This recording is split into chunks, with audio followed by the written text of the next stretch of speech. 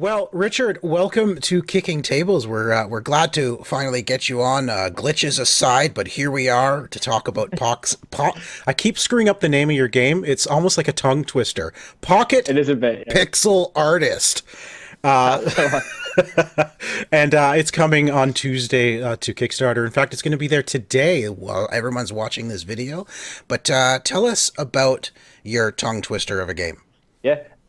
Basically, Pocket Pixel Artist. It's a creative building game, a guessing and building game where you build images using little wooden cubes to build up pixel art and have your teams like guess the images and stuff. Yeah. It's, It's very it's absolutely a very simple concept, but it's a lot of fun, and we've played the game. Our preview of the game is going to be available shortly, so everybody look for that link right up there in the corner. We'll put that there. It was a fun game to play, that's for sure. It's very unique, and tell everybody what kind of a box it comes in, because that's what's so unique about it too. yeah. So it comes in a mint tin. I've actually got the prototype one here. So it comes in a small little mint tin, like Altoids type size tin, I think it is. Yeah. Yeah. So like it started off as a contest on the Game Crafter, and then I think the rules were just, can you make a game that fits inside this tin? And that was like the only like specifications. Can it fit in this tin, and can it play within under half an hour? Okay.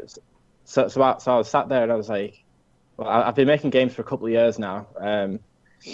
And I was just like, what's like an easy thing? I was trying to think like what would be the least amount of components I could make a fun game with. Yeah. Because I didn't want to have to think of like, oh, maybe like a few different shaped pawns and stuff like that. So I was just like, what's one thing I could do? And I had a bunch of dice just in front of me, just from other things I was testing, and I was just pushing them, like to make. I was just like sat there like thinking stuff, and I was building them up just in front of myself with the dice. Right. And I was like, that's an idea right there. And I was just like, I just ran with it. I was like I love like retro gaming and stuff anyway. So like I guess that was already just there in the back of my mind, and I was just like, I'm just making a thing. So it just kind of built up from there, really. Yeah. It's a brilliant idea.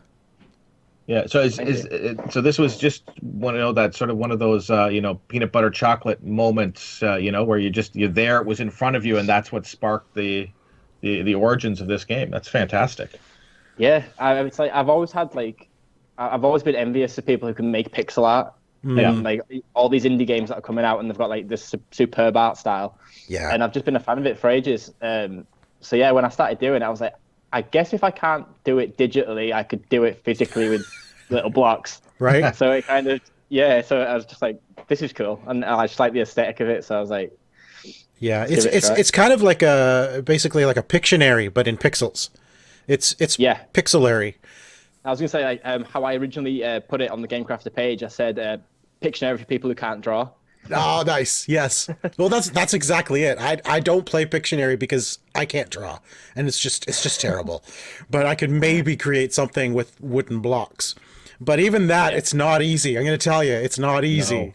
You know. No. But you know what? There's also a special edition available on the Kickstarter. Tell us about the Black Box edition and give us some examples of what's in it.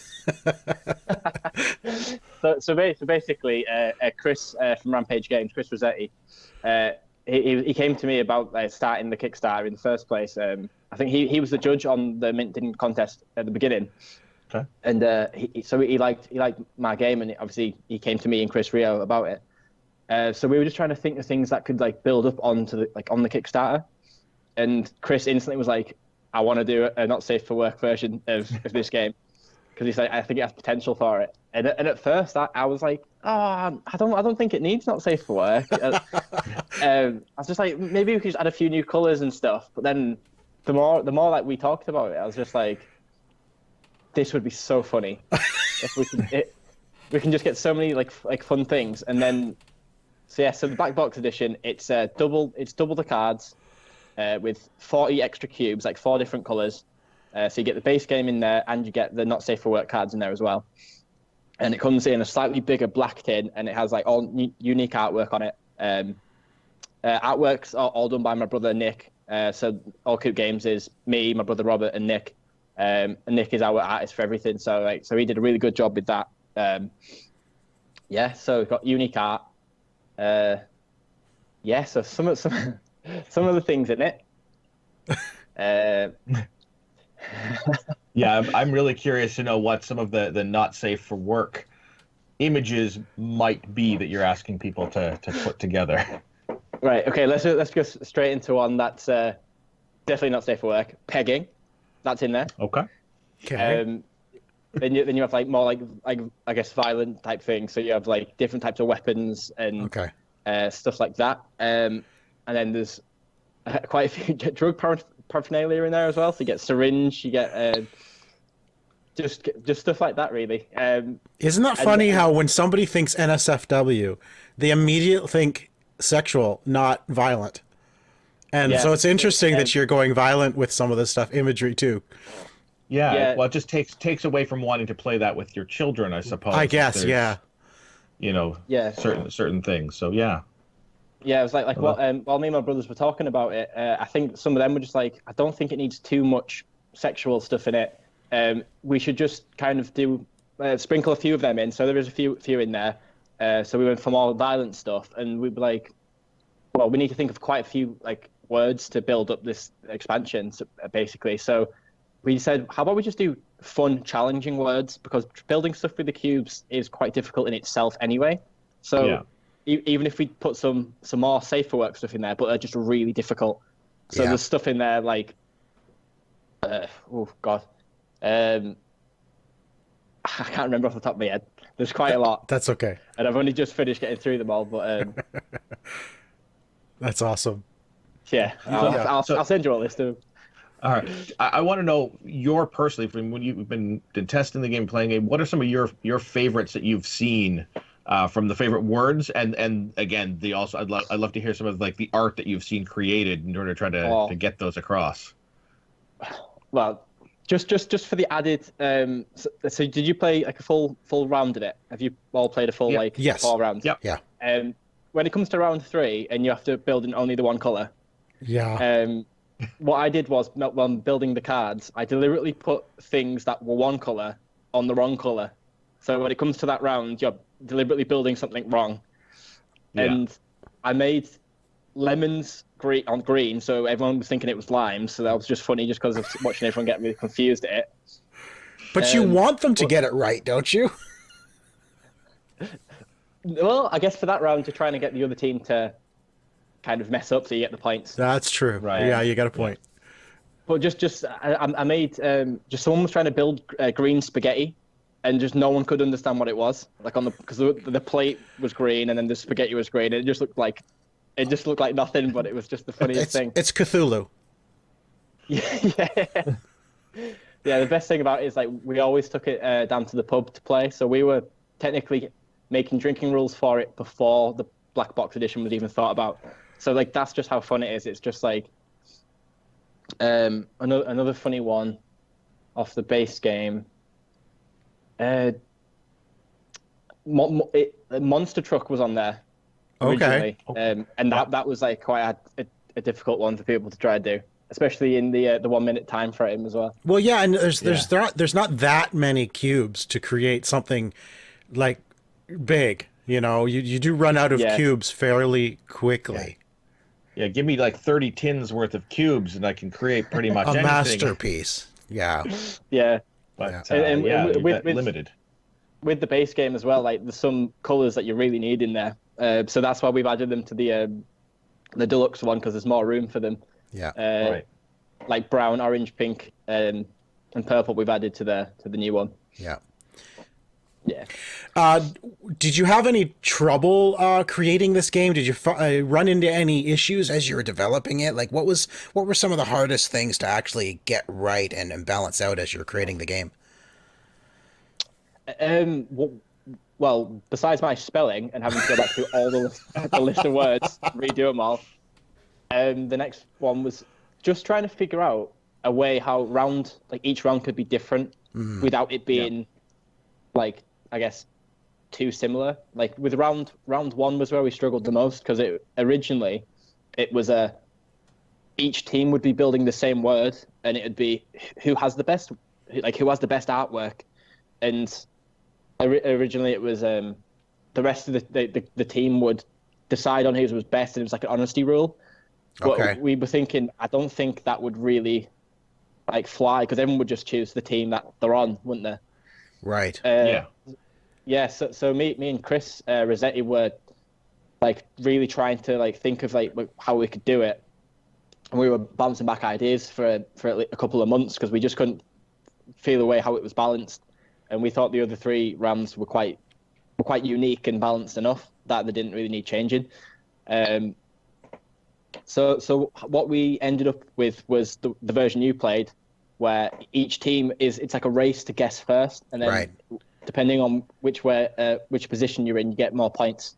And we felt like that was quite cool because like the teams would be fighting for the cubes at the same time, so there's still that element of competitive. Right. And then the guesses are also competing to be the first one, so everyone in that like round gets to actually participate in the first round, and it kind of gets everyone into it. Yep. So yeah, that was quite a challenge, but I'm quite happy with how it turned out. Awesome. So, Tom, have you started thinking of any potential expansion ideas? New words, more cubes, more shapes, anything like that? There are no that shapes of that we're gonna see? pixels. You could throw in like a triangle cube or something just to mess with people. That would have to be like polygon artist or something, wouldn't it? That's what I was just gonna say. That was the polygon artist. That would be pretty unique, actually. But yeah, anything planned for future? When I was building it for the Game Crafter before the Kickstarter was even an idea, I was originally going to do Pocket Pixel Artist, and then I was going to do Pro Pixel Artist, and it was going to be a bigger version with bigger cubes. Okay. And there was going to be like mats and other little components like that. I've got a few ideas for some maybe expansion rounds. Maybe one where you have to. There's cards with cubes already built out, like layouts already built, and you have to see how close you can get to that one. Okay. And then you get points for each one you get right. Yeah. On the board. So I've got an idea kind of just in the back of my head for that one, but at the moment it's just the base game and the exclusive Kickstarter Black Box edition. But there's always room for building on it, I think. Well, I think Tico just gave you your next idea there. Your pocket polygon artist. It's all triangles. Yeah. So you start with 8-bit, now you're moving on to 16 and 32-bit with the polygons. Start building it in 3D then. That's right. Yeah. That's right. Now, what's the plan after Kickstarter? If somebody discovers your game, but the Kickstarter's all done, will they still be able to purchase it online, or are you hoping to get the set into retail? I'm hopefully going to have it still on the Game Crafter in the form it is now. Okay. So I'm going to update the Game Crafter one. And yeah, so at the moment, that's kind of like our only base. Before this came around, we were quite unsuccessful with our games. We were kind of just doing it for fun. Okay. So we haven't really, I guess, got stock or anywhere to. We haven't been to conventions before either, so it's all quite new to us. So yeah, this is quite a big step forward, really. So people will be able to go to Game Crafter and just order the Pocket Pixel Artist. I keep having to say it slowly because it really is a tongue twister. Yeah. So it is on Kickstarter now, along with the. My gosh, my brain just went blank. Swearmints, thank you. Yeah. So Swearmints and Pocket Pixel Artist, same campaign, although you can get them individually if you choose, but why would you want to? They're awesome little pocket games, perfect for literally throwing in your pocket and going. So everybody go check that out. And Richard, good luck with the campaign, and thank you so much for joining us today. Thank you very much. It's been very fun. Cheers. Hey everyone, thank you for checking out Pocket Pixel Artist. It means a lot. The Kickstarter's live now, so head over there, give us a pledge. That'd be great. Follow me and my brothers across all socials on Old Coote Games for more updates. But most importantly, do not click off this video until you've liked and subscribed to OMG Nexus. Give them some love.